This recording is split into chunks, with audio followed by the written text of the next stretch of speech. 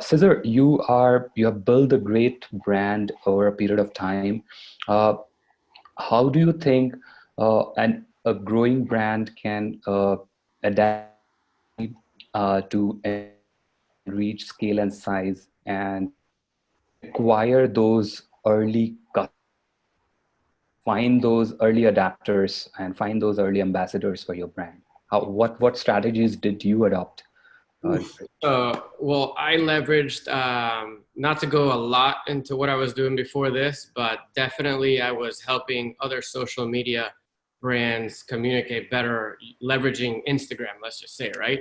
This mhm. is back when Instagram engagement was pretty much open. You would post a good picture, good Yeah, content, it could potentially get a lot of engagement and scale from there. yeah, So we're grateful to see that at the early days and got involved and grew our accounts very, very quickly. That said, the hard part, but yet is my biggest passion, is that ability to digitally communicate with somebody, to take a picture a certain way. Like I love studying analytics, but not from a number standpoint, but more so from like a human behavior standpoint, digital footprint, right? mhm, And why does this content do better? Why does this content do better, but it doesn't generate sales?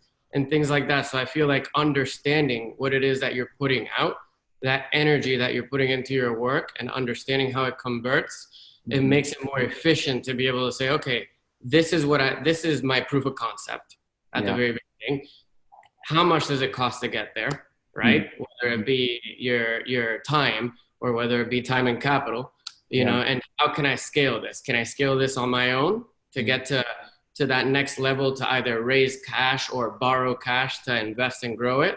mhm. Or, what do I need? And I think taking the business to level by level, and also being very financially responsible too, because a lot of people in the social media world nowadays, you can make a lot of money very quickly. But Mhm. if you don't know how to leverage it and reinvest it into the right places, because I think you have to have a budget Yeah. for experimentation and make mistakes. But Mhm, when it comes to 100% e-commerce, I think the most important thing is to really have the right partnerships, mhm.